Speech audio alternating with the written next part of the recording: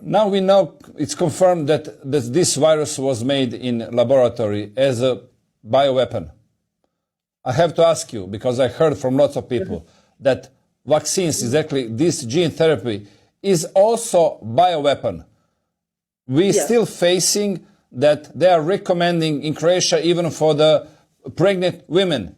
But I heard lots of people, lots of experts say this is bioweapon and it's danger for humans. Right. So as far as the so-called COVID virus, while they're claiming it's been made in the lab, it's not a virus. So what was made in the lab and what was used to create, let's say, sentinel cases or to seed the pandemic, to seed the panic, to induce these like bizarre, very bizarre symptoms, which I myself experienced with this illness. This was simulated highly likely by chemical weapons, so using chemicals, and most likely they used so-called legal chemicals such as agricultural pesticides or chemicals that are used in oil and gas production. So very likely that people were just poisoned by aerosolized and otherwise distributed various chemicals.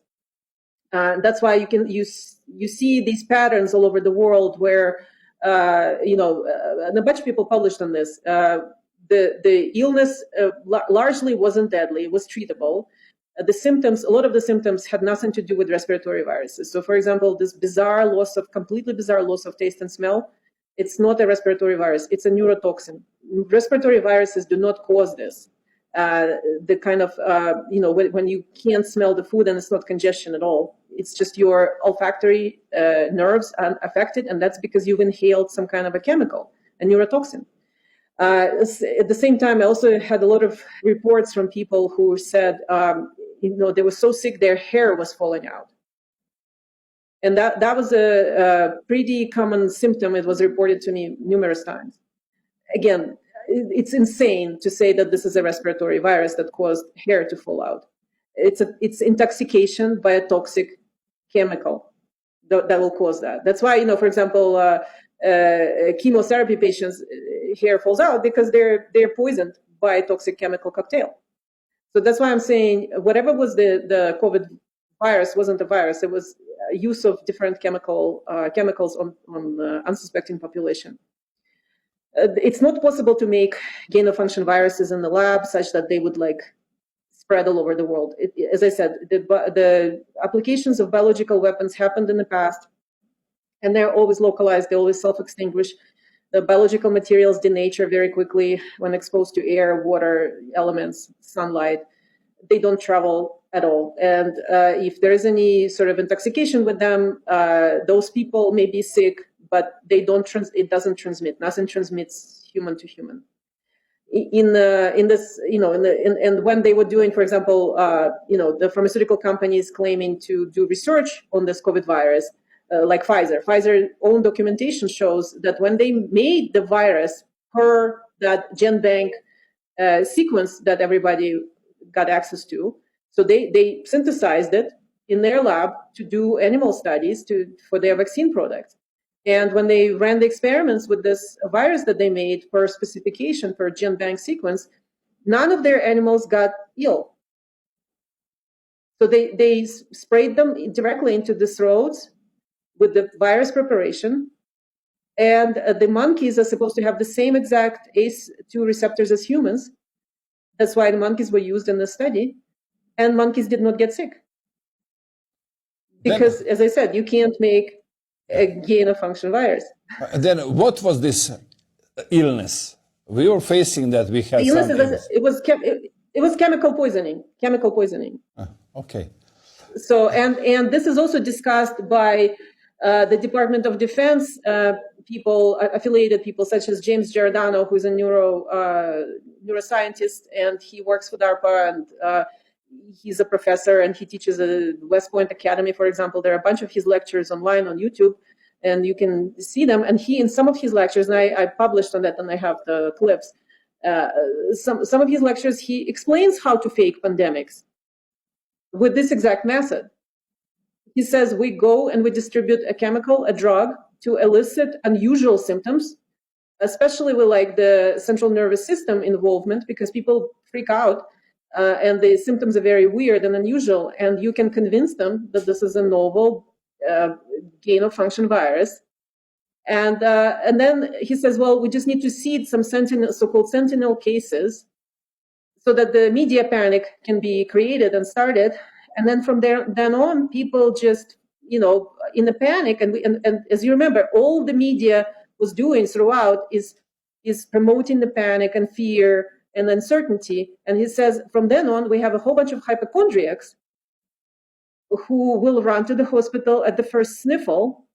And then we can create all these cases and call it a pandemic.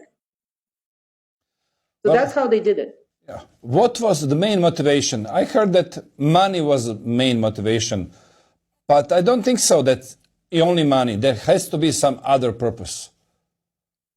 Right. Well, so money obviously is a big motivator here for a variety of reasons, and it's a longer discussion. But money, both from the point of view that the global financial system is at the point of collapse, and and this was known since late 90s because of the unsustainable borrowing and debt that the countries can no longer repay, and this incredible spending on all sorts of complete nonsense, as we've been observing, and all these diversity and inclusion programs and climate change programs and all kinds of programs that have no economic value, no point, and they just siphoning money into all these preferred entities that the governments align themselves with.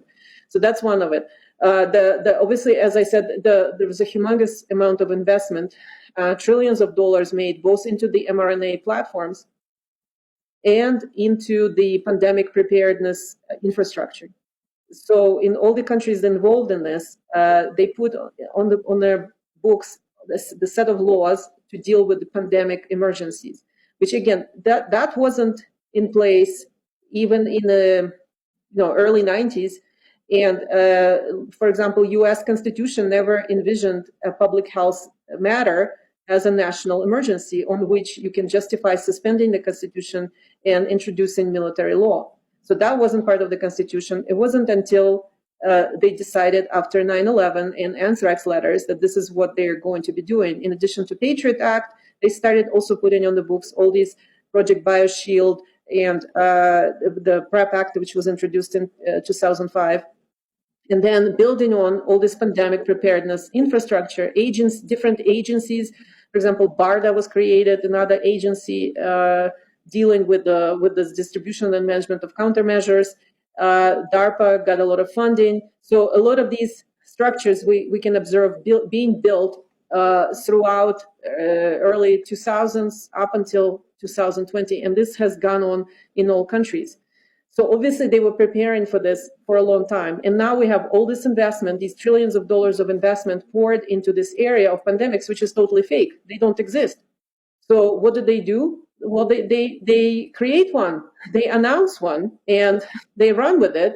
And now they've kind of, built this absolute, medical fascism structure. If you think about it, it's a merger of government and corporations, and they can implement unlimited amount of tyranny in any location in the world they please, and in any location they can create a situation with a fake PCR test.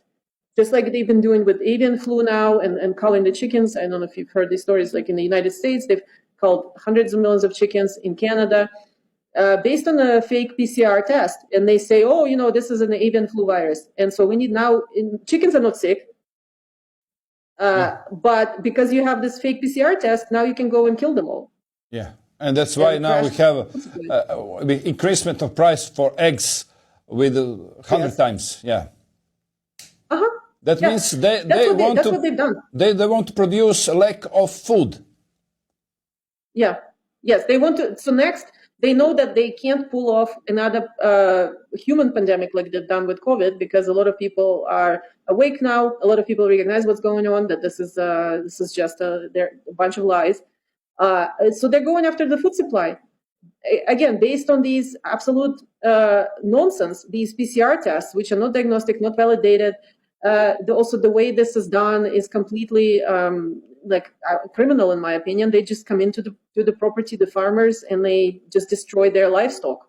And that's a and all of this is designed to crash the food supply and to increase the prices so that people begin starving. And again, it's another layer of continued war on the population. Yeah, that means we are still in the war. That we are still have this, in the war, official war. It's a last, and it will continue until 2029 if anything doesn't change in the meantime.